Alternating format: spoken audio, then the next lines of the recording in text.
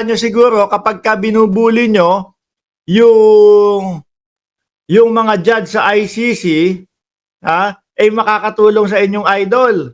Kasi binubuli ho nila mga kababayan Kung ano-ano yung ginagawa po nila. Ginawan pa ng mga fake news ho, mga bossing.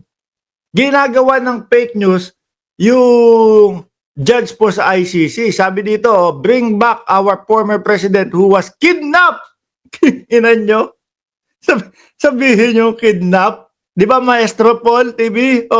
Sasabihin itong mga to kidnap. Meron ba kinidnap na naka-live televise? Meron ba kinidnap na sumama ng kasama yung bilog yung katawan?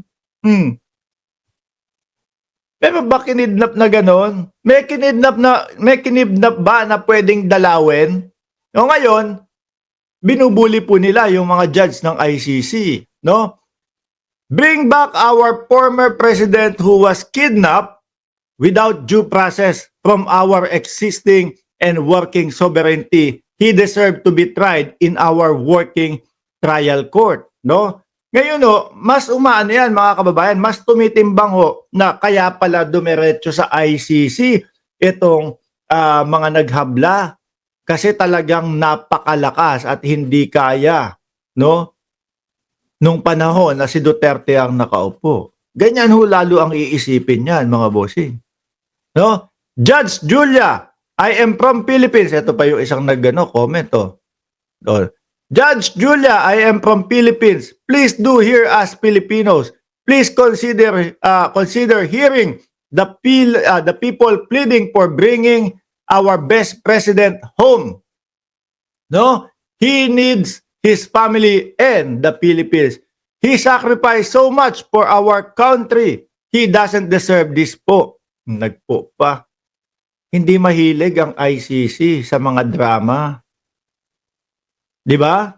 Hindi mahilig ang ICC sa K-pop. Anak ng tinapa kayong mga DDS, puro kayo K-pop.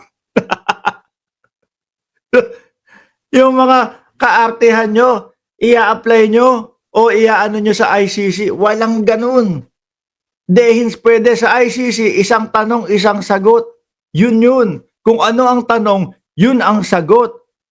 Akala nyo ba, yung pag-iinarte ng dating Pangulo, ang pangalan ko po ay, hindi, English pala. My name is Rodrigo Roa Duterte. Akala nyo ba makakatulong yun? Hindi.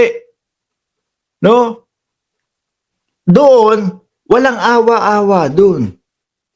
Lalo na't may mga doktor na tumingin sa dating Pangulo. Meron sa kanyang nag-check. Okay ba to? Kaya niya ba na humarap sa hearing, etc.? Oo, kaya. Okay siya. No? Hindi makakatulong yung arte na ganun.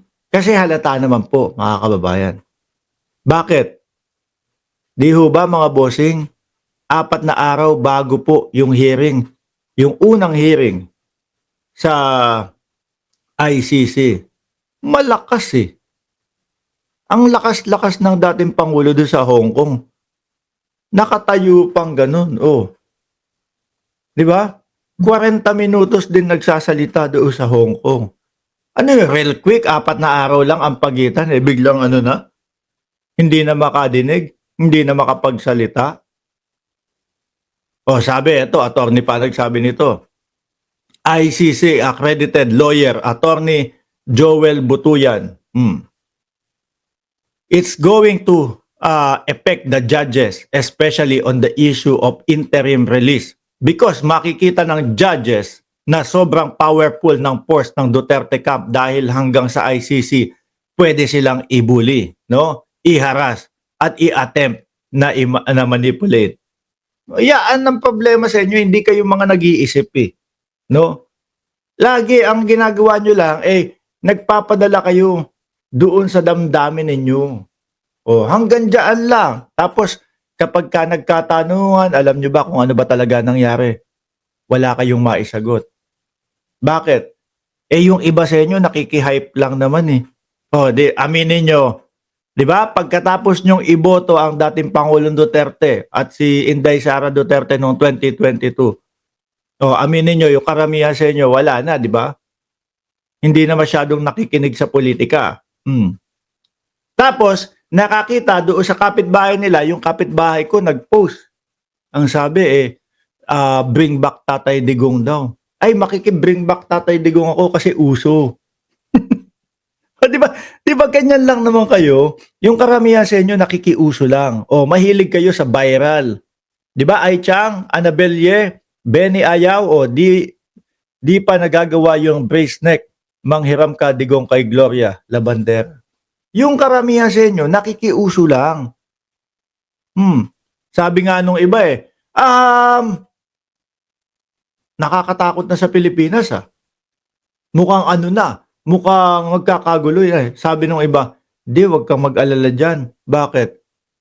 Ano lang yan, uso lang kasi, no? Ano lang kasi, ano lang si Duterte ngayon, yung hype lang. Viral lang kasi si Duterte, kaya yung iba sa kanila nakiki-viral lang.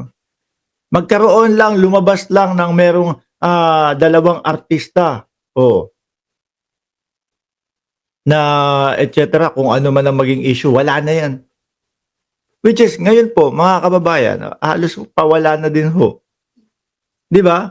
Ang mga DDS, mahilig lang po sa viral yan. Kung mapapansin nyo mga bossing, tingnan nyo yung mga comment nila.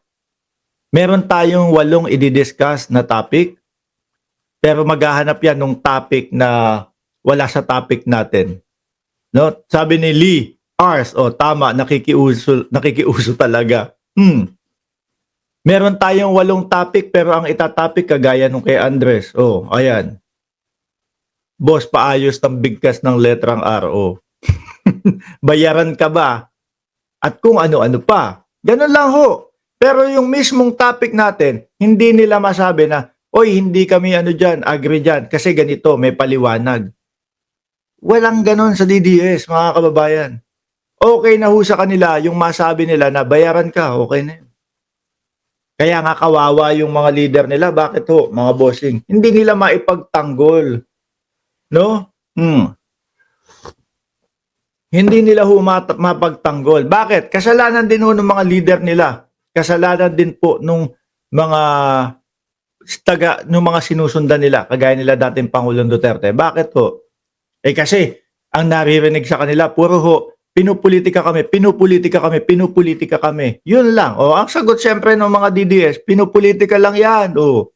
Hindi nila alam yung isasagot Pero tayong mga nakapokus, mga bossing, kaya natin silang sagutin. Ang ginagawa naman ng mga vloggers nila, kapag kaho kayo eto, matyagan nyo to. Pag kayo yung pumunta doon sa vlog ng mga vloggers nila, mga bossing, ang gagawin naman niyang mga yan, iiwasan nila yung mga katanungan nyo. Kasi wala naman pong maisasagot. Diba? Dito, tingnan nyo, binabasa natin yung kanilang mga komento. Tinitingnan natin, yung kanilang mga komento. At nakikita nga ho natin, panay ganun lang po. No? Magkano bayad sa'yo? Bayaran ka. Nandiyan si Angela Hero at si Dayan Asuncion at si Ma'am Brenda Barton. Paulit-ulit po. Kasi wala silang marinig na maisasagot galing doon sa mga leader nila. Inday Sara Duterte, pinupolitika lang po kami. Dating Pangulong Duterte, pinupolitika kami. Bato de la Rosa, pinupolitika kami. Techie Mind, nandyan din.